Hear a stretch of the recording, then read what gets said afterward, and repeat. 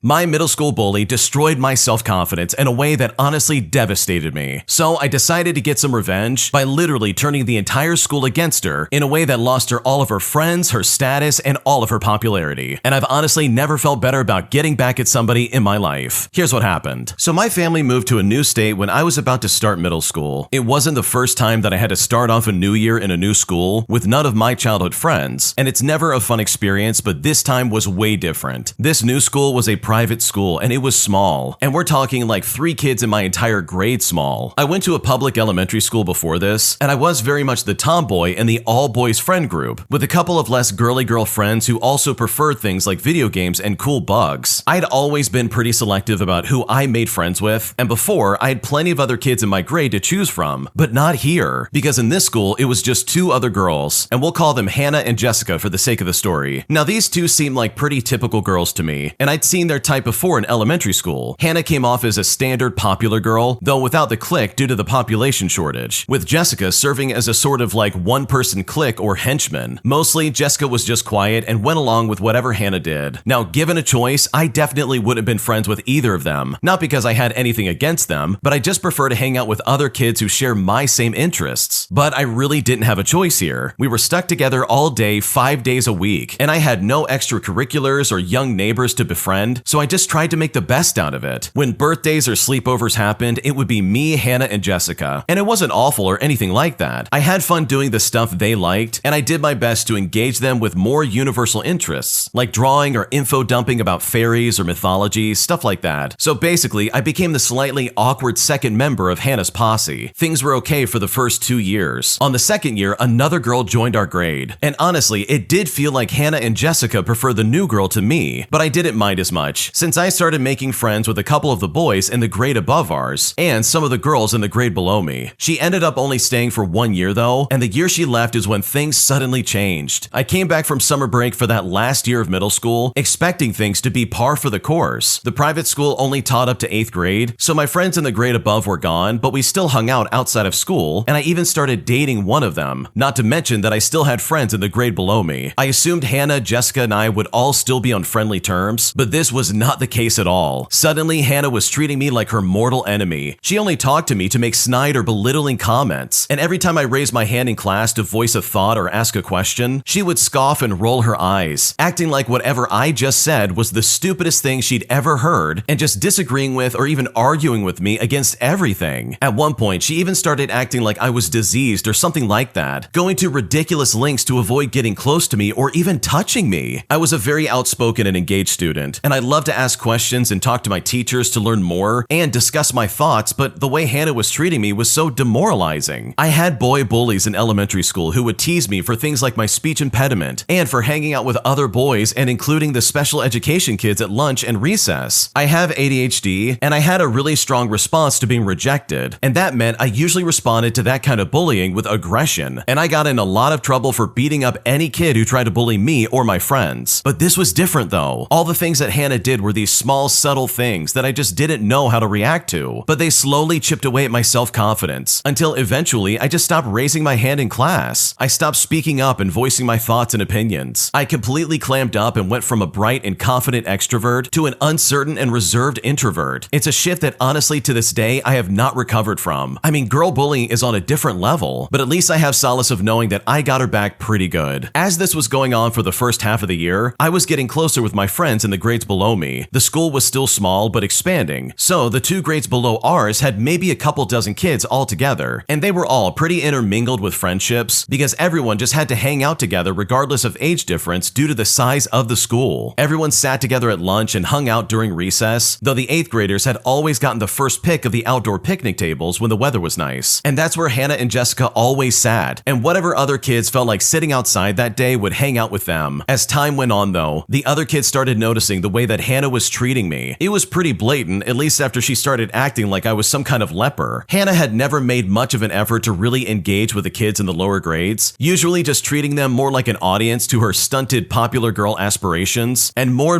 the other kids in school started being turned off by her. I was so demoralized and silenced by Hannah that it took me a while to even realize that the other kids disliked her, and they were rallying around me. By that time, we were in the last quarter of school, and being surrounded by friends and people who agreed that Hannah Hannah was being horrible to me started to restore a little bit of my confidence, and it was then that I started to act. For the rest of the year, I started to be more vocal about all the things Hannah had said and done to me. I would tell my friends while they were hanging out with their friends, until the whole school wasn't just a bit put off by her. They knew just how much of an awful, pointless, mean girl she was being, and they were all fully against her. No one in the lower grades would talk to Hannah or Jessica anymore, and no one would hang out with them or sit with them at lunch, while I was always welcomed and surrounded by friends. One last detail about this school is that since it only went up to 8th grade, it made middle school graduation a much bigger deal than most other schools seem to. There were plans to rent out a small venue with flowers and snacks and have a little party afterwards. And since it was just the three of us graduating that year, it was going to be pretty intimate and personalized to the three of us. Our families were all very involved in the planning, and we got dresses to wear under our little robes and fancy graduation pictures taken beforehand and everything. So maybe 2 or 3 weeks before the end of the year, basically the entire school had fully turned against Hannah, and Hannah and Jessica eventually just sat alone together during lunch and recess at the picnic tables because everyone refused to hang out with them. Now, Jessica had always gone along with Hannah with everything from day one, and even when we were friendly for the first couple of years, we had never talked a ton because she was mostly just very quiet. But that day, I came out of the lunchroom while Hannah was getting her food, and I sat down with Jessica. I said hi to her and I asked her how she was, and she was maybe a little weirded out and standoffish, but she just shrugged and said that she was fine. I told her how I know her and Hannah had been sitting alone, and I mentioned to her how mean Hannah had been to me, and how she wasn't really very nice to Jessica either, how Hannah always got things her way, and how she spoke for and over Jessica a lot of the time. Finally, I offered that if she wanted to, she could come and sit with me and my friends, that she deserved better friends, and that we would all be happy to have her. By the time Hannah got outside to the picnic tables, Jessica was gone, sitting inside with a table full of kids ready to welcome her and treat her like a friend and not like a henchman. I heard it secondhand from some other kids that Hannah apparently called her mom in tears, begging her to come and pick her up from school. She wasn't in class that afternoon, and I literally never even saw her ever again. She never came back to school, and she didn't show up to graduation, so it was just me and Jessica and our families there, with a third too many seats and snacks. I ended up going to boarding school for my first year of high school, so I lost touch with Jessica, but I made some incredible lifelong friends there who helped me open back up and realize a lot of my passions. I still second-guess myself a lot about speaking up, and I still have worries about coming off as stupid whenever I open my mouth, or people not caring about what I say. But knowing I ruined Hannah's graduation, and that I got her back for what she did to me, at the very least gives me a little bit of sweet satisfaction. Okay, as someone who got bullied a lot in this exact same manner, where it's really subtle and you can never pinpoint an incident or something like that, I really love this story and I love the outcome. Because seriously, Hannah in this story absolutely got exactly what she deserved. She lost everybody around her because of the way she's been treating people, and she finally realized that she was in the place of the people she was bullying. And that is so amazing to see, because in almost every situation, you never get to see this kind of revenge. You're never able to